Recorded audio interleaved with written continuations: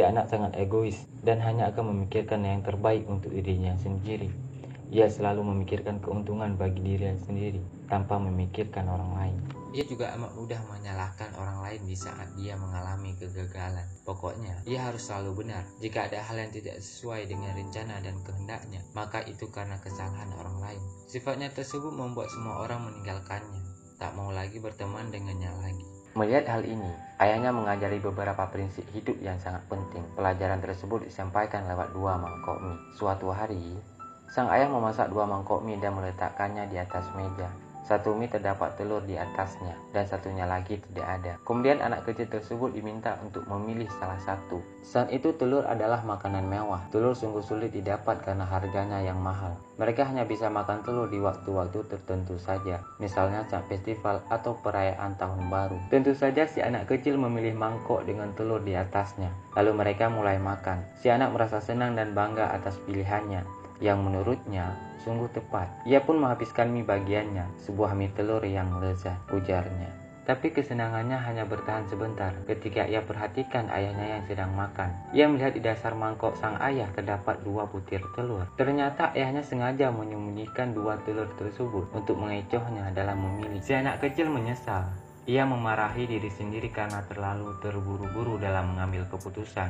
Alih-alih beruntung, rupanya ada orang lain yang lebih beruntung darinya. Ayahnya tersenyum lalu berkata, "Anakku, kamu harus ingat, apa yang dilihat oleh mata mungkin saja tidak benar. Jika kamu berniat mengambil keuntungan dari orang lain berdasarkan apa yang kamu lihat, maka kamu akan salah." Keesokan harinya, sang ayah kembali memasak 2 mangkok mie yang sama persis seperti sebelumnya. Satu mangkok dengan telur di atas dan mangkok lainnya tanpa telur di atasnya. Si anak kembali diminta memilih terlebih dahulu. Tak mau terkecoh seperti kemarin. Kali ini ia memilih mangkok tanpa telur di atasnya. Ia yakin pilihannya tepat dan ia sudah membayangkan bakal mendapat 2 buah telur di dasar mangkok. Mereka lalu menyantap mie bagian masing-masing. Si anak kemudian terkejut sebab setelah mie ia santap habis, tak satu pun telur yang ditemukan. Mie yang ia pilih benar-benar tanpa telur.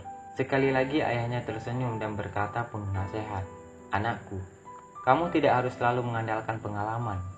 Terkadang, hidup bisa sangat menipu dan mempermainkanmu. Tapi, janganlah terlalu kesal atau sedih.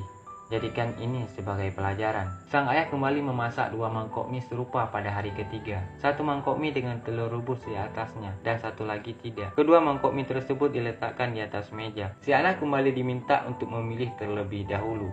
Tapi, berbeda dengan sebelumnya, kali ini si anak mengembalikan pilihan pertama pada sang ayah. "Ayah," kata si anak, "silakan pilih terlebih dahulu. Ayah adalah kepala keluarga dan telah memberikan kontribusi terbesar bagi keluarga. Ayah berhak memilih terlebih dahulu," ujarnya. Ayahnya mengangguk-angguk kepala. "Baiklah kalau demikian," kata sang ayah, sambil mengambil mangkok mie yang ada telur di atasnya. Lalu si anak kecil mengambil bagiannya. Ia makan dengan tenang, tidak sekalipun memikirkan tentang telur yang didapat sang ayah dan tidak ada dalam mangkoknya. Ia sudah merasa sangat senang karena telah memperlakukan ayahnya dengan penuh hormat, yaitu mempersilahkan sang ayah memilih terlebih dahulu. Ketika mie dalam mangkoknya semakin sedikit, si anak dibuat terkejut karena ia mendapat 2 telur di dasar mangkok. Ayahnya tersenyum melihat hal tersebut, kemudian berkata, "Anakku, kamu harus ingat, ketika kamu bertindak demi kebaikan orang lain, maka hal-hal baik akan selalu terjadi secara ilmiah pada dirimu. Dalam semua yang kita lakukan, terlepas itu urusan pribadi maupun bisnis, kita hendaknya selalu menempatkan kepentingan orang lain di atas kepentingan kita sendiri. Tak hanya memikirkan kepentingan diri sendiri, tetapi juga kepentingan orang lain." Semoga bermanfaat. Terima kasih.